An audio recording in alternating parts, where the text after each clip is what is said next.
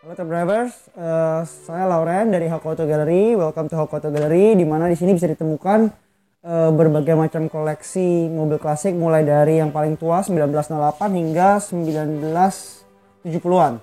Jadi kalau koleksi kita semua berbagi dalam berbagai macam merek ya. Sebetulnya kita nggak pernah terpaku dengan satu merek. Di sini ada mobil mostly American, Europeans, ada some Russian mobil Rusia juga.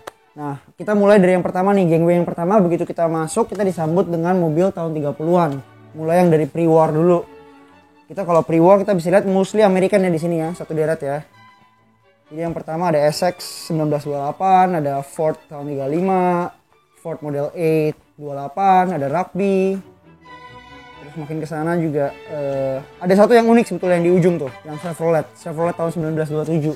Karena mobil ini dirakit, diassembling di Indonesia, di Tanjung Priok tahun 1927, akhir tahun 1920-an. Chevrolet decide untuk bikin pabriknya di Indonesia untuk assembling karena marketnya buat Indonesia dan sekitarnya. Tuh, jadi semuanya di sini kebetulan mobilnya nih yang ada dilihat di sini adalah mobil-mobil hasil restorasi ya. Jadi bukan mobil yang kita beli jadi. Jadi kita ngebangun semuanya dari rongsok. Kita ngelengkapin dan kita restorasinya kembali ke orisinil. Jadi kita usahakan semua parts yang kita gunakan semuanya kembali orisinil seperti layaknya pada mobil itu di waktu didapat. Tuh. Nah, kalau bergerak lagi kita ke tengah-tengahnya nih, di bagian tengahnya kita bisa lihat sebetulnya kita meng-layout galeri ini dengan tema American 1950s ya. Jadi kita ada gas stationnya. Terus kalau yang di bagian sini mungkin buat European. Jadi karena galeri ini kita gunakan bukan hanya untuk narok mobil-mobilnya aja, bukan buat untuk majang, karena kita juga nyewain mobil-mobil tersebut buat pre-wedding dan berikut dengan galeri-galerinya juga. Jadi variatif banget nih. Kalau di sini adalah satu deretan American Classic ya. Jadi dari yang paling populer lah Chevrolet. Kita mulai dari yang tahun 1955 convertible, ada 1956, 1957 sampai 1958. Kita punya beberapa koleksi. Kita koleksinya biasanya yang convertible sama yang four door hardtop. Jadi bukan yang sedan. Yang hardtop pilarless tanpa pilar B karena kebetulan value-nya juga lebih tinggi dibandingin mobil-mobil sedan biasanya. Nah, di sini juga ya pokoknya intinya satu deret ini mobil yang bisa dibilang siap jalan lah. Anytime kita mau ada rally, PPMKI atau apa, tinggal kita pasang aki, isi bensin, langsung jos jalan mau kemana yuk. Nah ini BMW 328 tahun 1938, salah satu mobil balap di eranya ya. Jadi waktu zaman dulu tuh kalau untuk balap Malmiklia pernah mencetak rekor sebagai pemenang beberapa kali juga. Jadi memang desainnya untuk mobil balap kalau kita lihat ini juga sempit banget nih jarak antara paha dan setir. Jadi zaman dulu mungkin orang-orangnya kecil-kecil yang balap jokinya. Dan ini sangat-sangat dari segi desain ya, modelnya ini memang paling manis lah di tahun segitu di eranya. Halo teman-teman Indonesia, gimana kabarnya kalian semua? Mudah-mudahan dalam keadaan sehat dan jangan lupa selalu mengikuti protokol kesehatan. Benar gak yo? Benar. Oke, sekarang ini saya lagi di tempat yang sangat istimewa nih. Kebetulan saya nggak bisa ngomong apa-apa, pokoknya tempatnya istimewa. Terima kasih juga udah dibukain pagar ya yo. Kita udah bisa masuk ke rumahnya. Nih sekarang saya lagi berada di Hawk Auto Gallery. Auto Gallery. Ya, kita beruntung banget bisa dipersilahkan sama yang punya di sebelah saya sekarang. Halo Bung Loren, gimana kabarnya? Baik. Welcome ya. Terima kasih. Oke, Bung Loren. Nih sebenarnya pertanyaannya banyak banget nih dari saya kalau ngeliat mobilnya, ya kan? Cuman biar enaknya kita langsung aja deh. Nah, coba ceritakan gimana. Sebetulnya Hawk Auto Gallery ini kan kita mewadahi satu koleksi, mungkin saya bilang koleksi atau hasil restorasi lah. Okay. Jadi awal mulanya bokap gua, Pak Hauke itu sempat kuliah di Australia ya. Jadi zaman dulu tuh punya passion tentang mobil klasik. Pada saat itu kuliah di sana, sempat magang juga di salah satu bengkel di sana. Nah waktu pulang dengan skill yang ada karena backgroundnya memang mechanical engineering kan. Jadi balik ke Indonesia mikir-mikir kok banyak banget mobil-mobil yang terlantar di Indonesia. Dalam arti jadi besi tua. Iya. Nah, pada zamannya itu ya. pada zaman itu akhir tahun 80 lah. Oke, 80. Akhir tahun 70. 70, oke. Jadi awal tahun 80. Nah, mulailah koleksi satu, beli. Nah, saat itu tuh jumlah mobil unitnya tuh ada sampai sekitar 200 unit. Dulu 200 unit. Jadi kan istilahnya dibeli semua tanpa berpikir panjang, nantinya mobilnya mau direstorasi makan waktunya berapa lama kan belum dipikirin tuh. Nah tapi dari sana kan otomatis yang namanya orang gila yang kayak gini kan cuma dia doang nih. Iya. Otomatis dia juga mesti ngeracunin yang lain. Tapi kalau ngeracunin yang lain nggak dibagi mobilnya, nggak dijual ke temennya atau dibagi supaya orang bisa ngicipin kan nggak tahu dong. Otomatis temennya mau main mobil klasik, oke dikasih dijual ke temennya 1, 2 supaya kena racun dulu nih, bagi racun dulu. Rancingannya.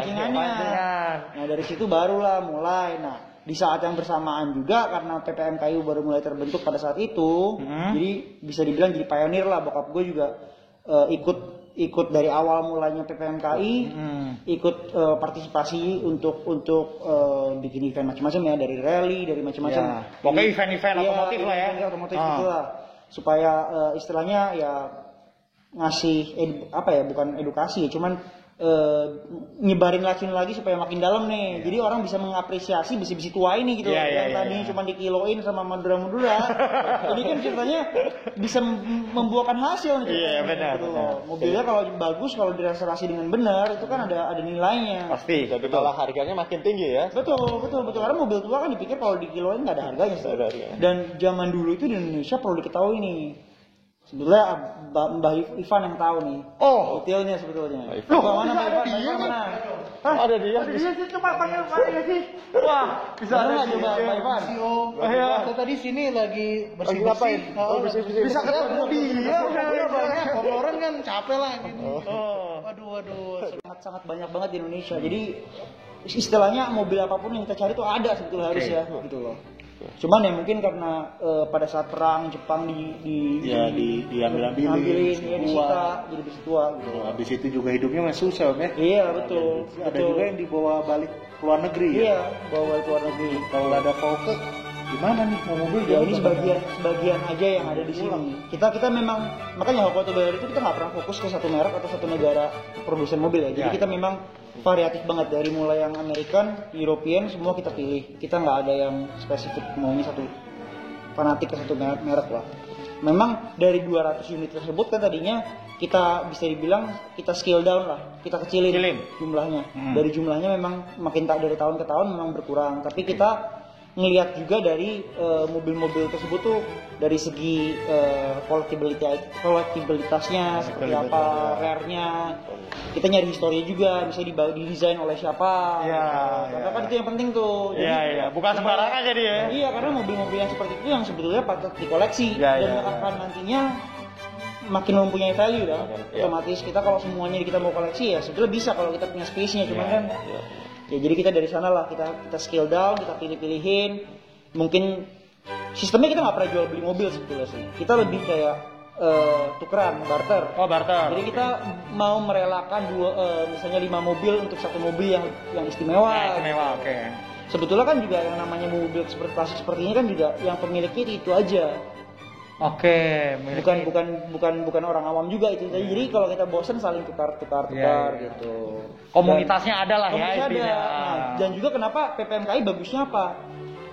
Member-member untuk masuk PPMKI nggak perlu memiliki mobil tersebut karena dari kepanjangan PPMKI penggemar mobil kuno Indonesia. Jadi nggak semua orang yang harus punya mobil baru bisa join klub itu, tapi kita yang nggak punya mobil tapi mau ikut menikmati, kita bisa ikut nebeng di pas acara itu. Gitu. Dan nggak perlu punya mobil juga bisa jadi anggota klub gitu. Oke. Kan wadah itu juga buat tukar pikiran ya kita.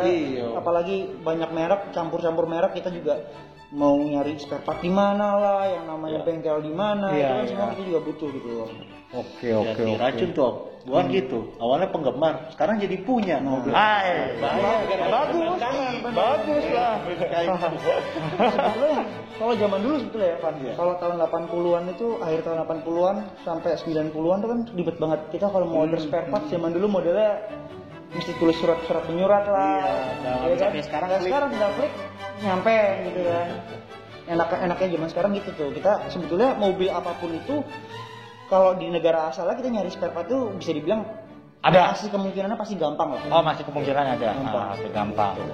Ngomong-ngomong nih, Loren, dari sekian banyak mobil klasik yang di sini, menurut Loren yang paling unik itu yang mana? Yang paling mungkin spesial banget nih? Kalau dari segi mobilnya? Dari segi mobilnya? Ya ada satu sih sebetulnya ya, BMW 1938. Tipenya 328. Nama 328 itu dapat dari karena itu menggunakan mesin dengan 3 karburator, 2 angka 2-nya 2000 cc dan 8-nya itu 80 horsepower. Yang ini nih. Iya, karena tuh uniknya tuh sebetulnya mobil ini karena diproduksinya sedikit. Limited ya. Limited. Itu salah satu tips juga tuh sebetulnya untuk orang yang mau koleksi mobil. Kalau kita milih mobil mana yang patut dikoleksi juga kita ngelihat dari jumlah produksinya berapa. Nah, kalau ini tadi berapa? Ada 464 unit. Di dunia? Di dunia. Di Indonesia? Di Indonesia cuma 1. Harusnya 2 ya? Harusnya 2 Pak. Harusnya 2. Harusnya dulu 2. Cuma gua nggak tahu satu kemana tuh. Sekarang tinggal 1. Cerita mobilnya itu juga serem ya. Iya, sebelumnya lebih tahu detail Lagi-lagi. Nah, Ivan disembunyikan dari tangan Jepang tuh. Di gudang gitulah. Kayak orang mikir kayak di gua lah ya. Masa di gua kan? Serius kan orang Jepang nggak mikir di gua mana mungkin ada mobil bagus ya kan. Terus kemudian diselamatkan oleh Bapak Suhirman Gondokusumo. Kakeknya Rifan. Dari situ ke Pak Solin GP. Solin GP dulu baru baru ke Pak Hoko. Sekarang ke Om Loren. Nanti ke anaknya. Iya. Keren banget nih. Oke, jadi kan tadi restorasi mobil-mobil klasik, ya kan? Sebenarnya sejauh mana nih? Atau mobil mana sih yang restorasinya itu paling susah lah? Kalau kita ngeliat restorasi ya dengan jumlah mobil sebanyak ini kita nggak bisa alokasiin semua duit kita ke satu mobil. Jadi kita selalu bagi adil lah. Yang namanya mobil yang kita pentingin karena kita sebagai bukan kolektor maka kita dibilang restorer karena kita setelah kita restorasi kita pakai itu mobil rusak ya kita betulin. Konsepnya beda kan, kadang-kadang kolektor hanya simpen display aja. Display ya udah happy kan. Kalau kita benar-benar kita pakai gitu. Jadi kita enjoy kan juga nggak dibawa mati mobilnya. Bener kan? Bener. Jadi kita pakai, kita enjoy ya baret apa bisnya ini ya kita betulin pokoknya lah, kita restorasi lagi gitu. Pernah nggak tapi Loren ketemu mobil ya yang terus gak jadi deh diambil karena wah ini restorasinya tinggi banget terlalu jauh nih kayaknya susah estimasinya. Pernah nggak tapi zaman dulu kita lebih nggak terlalu selektif ya. Kita beli udah kita restorasi karena kita mikirnya nanti kita pasti one day kita bisa lakuin. Cuman makin kesini dengan jumlah mobil yang udah terlalu banyak, kalau kita mau suruh ngambil mobil lagi nih misalnya, kita pasti mikir 2-3 kali gitu loh. Ini worth it nggak untuk kita simpan gitu. Karena waktu yang misalnya kita restorasi mobil nih, kita bisa targetin lah dengan kita punya tim untuk merestorasi mobil dalam 1 tahun 3 mobil deh. Nah, kalau kita bisa menghasilkan 3 mobil yang value-nya tinggi kan lebih berfaedah daripada kita 3 mobil yang biasa aja gitu kan. Nah, jadinya kita milih banget sekarang ini gitu. Oke. Dan dari sekian banyak koleksi juga belum semuanya kita selesai restorasi nih. Masih banyak simpenan yang kita belum pegang gitu karena menunggu waktu gitu. Nah, tunggu antrian. Tandanya kalau ngelihat mobil memang yang istilahnya patut diambil, mau serongsok apa akan diambil ya? Rela kalau itu rela. Ya. Loren, mobil yang paling favorit untuk dipakai buat jalan tuh yang mana sih? Nah, jadi kan kalau mobil ya kita berusaha kita rotasi semuanya nih. Cuman kalau mobil yang paling sering kita pakai biasanya buat rally PDMKI touring yang bisa dibilang siap anytime kita isi bensin, pasang aki, kita jalanin itu yang Chevrolet Bel Air. Chevrolet. Itu American Classic yang bisa dibilang paling bandel ya. Kuat ya? Paling kuat kaki-kakinya. Jadi kalau yang Bel Air yang 1957 convertible itu kita pernah pakai sampai paling jauh itu ke Brunei Darussalam. Brunei. Dari sini nih, Jakarta? Iya, kita kirim ke Pontianak ya. Oh. Tapi kan kita itu terjauh lah istilahnya. Iyalah. Ini Kapan tuh, Loren? 94 kalau nggak salah. Iya. Aduh, mau jalannya kan juga jelek dong. Ya zaman dulu tuh kalau kita yang namanya rally mobil kuno tuh malah jalannya yang masih belum di semen, yang belum Yang di tanah aspal. keras Iya, ya. belum di aspal. Gravel. Masih loose gravel gitu. Jadi kayak semi rally gitu. Oh. Kadang-kadang ada yang pakai jembatan di Kayu. kayu. Ya kayak gitulah. Itu mobil ready terus tuh ya, pokoknya Itu Bel Air tuh. terus. Kalau bandel banget kayak kaki juga enak kan. Mesinnya V8 rada boros sih, cuman ya emang reliable banget gitu. Kalau yang lain-lain kita biasanya juga menyesuaikan mobil-mobil dengan kebutuhan kita ya. Jadi kalau mobil-mobil kita buat rally dalam kota atau apa, kita bisa pakai yang lebih sporty atau lebih apalah yang lebih kelas lah. Gitu. Tapi dalam keadaan sekarang ini berarti ini mobil lebih banyak diem ya dong ya? Bahkan kita nggak bisa jalan-jalan. Nggak selalu. Jadi gini, jadi memang kalau yang bela-bela itu karena bisa dibilang fit banget mobilnya, itu kita sewain juga buat wedding kan. Oh, nah, tapi sayangnya ya sekarang dari musim pandemi gini ya berkurang jadi, lah. Tapi tetap aja yang tadinya sebelum pandemi itu mobil hampir tiap minggu jalan semua tuh. Sekarang manasin. Kan mobil jalan terus jadinya. Yo, kapan? Siap-siap deh. Mobilnya udah siap nih. Tinggal calonnya. Usianya mau berapa nih? 100 tahunnya juga siap ya, Nek? 100 tahun jalan. 100 tahunnya jalan. Gila, oke. Tinggal cari nih. Top Driver itu tadilah cerita dari Bung Loren mengenai Mobil klasik ya. Mobil klasik ya. Mobil klasik.